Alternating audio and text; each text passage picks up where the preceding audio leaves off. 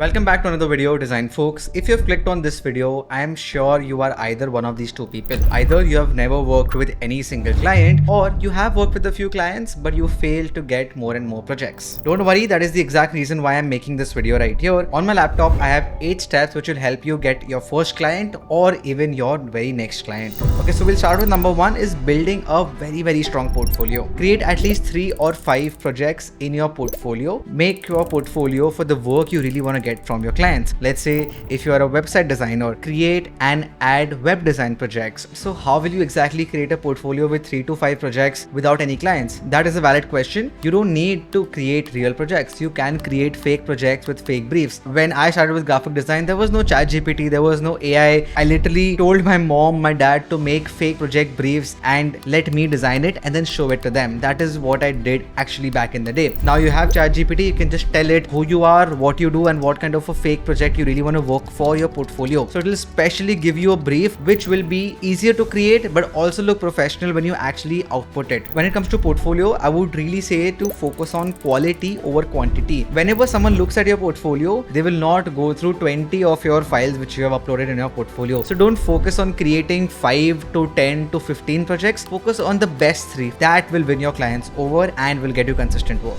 Number 2 is leveraging freelance platforms. You can create a profile on Fiverr, Upwork, 99 Designs. I have mixed reviews on this. Some people who I talk to, they do really well on Fiverr, but there's another dark side of that. People are underpaid.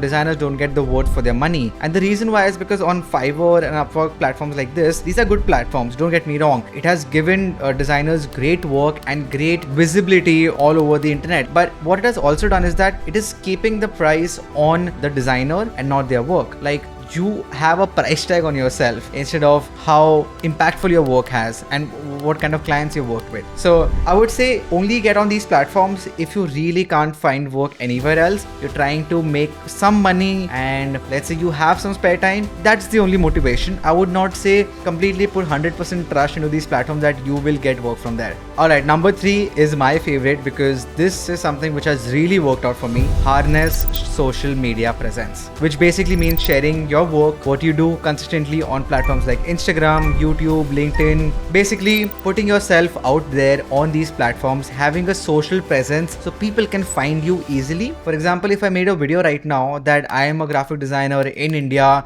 I create logo designs, I create packaging, that video will reach to multiple people, and someday or the other that person feels like he needs to hire a designer for a certain service. He will remember my video because he saw my video. The client did not have to come to me, I went to them unknowingly. One thing which has really worked out to me in these social media platforms is showing my process, what really went into it, talking about the concept, talking about how did you solve the problem, what was given to you. Because clients on social media, first of all, the retention rate is so low, like they'll literally swipe up. So how do you capture their attention under 3 seconds and how do you retain it? That's the game. In the start, post about yourself consistently without thinking that what is the result you're getting. So as long as you're there on social media, talking about your process, showing your work, showing yourself, you will build the trust. Clients call me, they don't even look at my portfolio. They're like, oh, we saw you on social media, we saw you on Instagram, you do great work. But I don't show my work so much now. I used to show it back then. But your presence, your face, your trust is what will get you work. And with trust, there are less negotiations. With trust, there is more opportunities of working with people.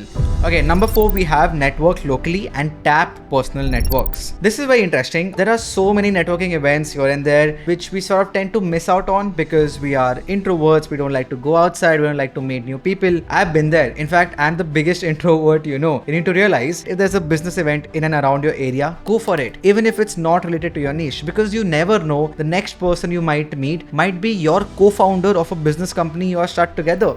There was this Surat event called Ivy Growth Summit 21/72. I think it was last year. I had attended that event probably because I wanted to meet Aman Gupta and I met him and we became, I wouldn't say friends, but business buddies. The more places you are, you never know the opportunities you actually might get. Okay, fine. You've been to these places, but how you exactly talk about yourself also matters a lot. So do these kind of works without any transactional value. In fact, networking doesn't only mean these business events and networking events. It can be as simple as with your family, with your relatives, with your family friends. Just tell everyone who you are, what you're currently doing. And one advantage we have in working with family members or relatives is that the trust factor is already gone. So all it matters is how good you are at your work.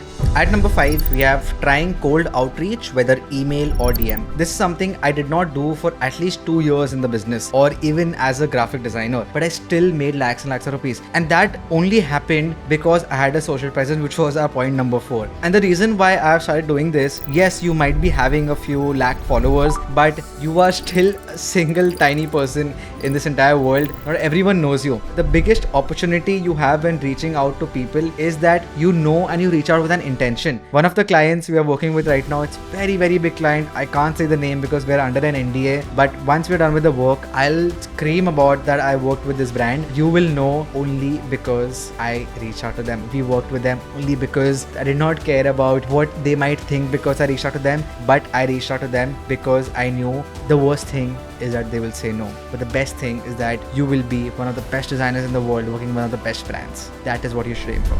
So for the 6th point, we have offer free or discounted work. A lot of people will tell you don't do free work. Sadly, for my Indian audience, we live in a country where design is not valued so much than it is outside. So there are a few ways where we can actually take this to our advantage and offer free or discounted work only to try to show and prove our worth. Let's say you are a young designer, you have just left college, maybe you are going into college and you know your skills a bit here and there for, let's say, a logo design, or you know how to create a poster. Find someone who needs that exact service and create it for free. Tell that person, I would highly appreciate if you tell 5 of your friends or your business partners that this is the guy who creates amazing designs. If you need anything, you can always reach out to him. Or the next time whenever someone comes to you for design work, take me as a recommendation and recommend me to your peers, to your friends, to your relatives, or anyone who asks you, because I did a favor for you in the start. And that increases your potential to maximum, because if someone recommends you to someone else, already the trust is there. Already that person is sold, because we rely so much on word of mouth. Also, one important thing to note here is that the work you do for free or at discounted rate for that person, tell them to sign a contract to not tell anyone else that you did it for free for them. Because if that person tells the other guy ki, oh hey, this is a great designer, he did my work for free, so then everyone will start getting free work from you and you don't want to get into that loophole. One free project can sometimes lead to big future work and you never know where the next opportunity comes from. Alright, our second last one is join design communities and forums. Be active on Facebook groups, be it Reddit, Discord, design communities. There are many times that designers have a lot of work, like they're loaded with work and they just sometimes pass it over. Let's say if I was a freelancer and if I had like 5 clients who like signed up with me today, I cannot cater to all those clients, but I know, hey, ki this guy or girl I know is in the same design community, I've talked to them before, I might just pass my work over to them, or we might just work on the project together and they get 50%, I get 50%. That might also happen. Alright, last but definitely not the least and probably the most powerful one is pitching to startups and small businesses. While startup founders are good at the business they're doing, let's say if they're launching a brand like an AI tool, they're good at that, but we know what we are good at is to make their design look industry standard. You know, one interesting trick you can play is that you can take case studies and examples of how startups and businesses failed because of the design flaw. They are really good examples. I mean, obviously the example which I'm taking is not a startup, but take Tropicana as an example. Tropicana had the standard packaging and one day suddenly they realized to revamp their packaging because the industry standard was changing. They went fully minimalistic and literally people stopped realizing that this is from the same brand. Stock prices dropped, no one bought it and they had a huge loss. Take these case studies to your advantage and show clients that how important design actually is, and that is where you will start getting clients. And yeah, I hope that was really valuable and informative and you learned something from this video and take back and actually apply it in real world. That is why I'm making this video. I want you to try out at least 5 of these steps, if not all, and you will 100% start getting clients. And once you start getting clients, I want you to come back to this video and text me that you got a client and tell me from which method you actually got clients, and I'll see you in the next one.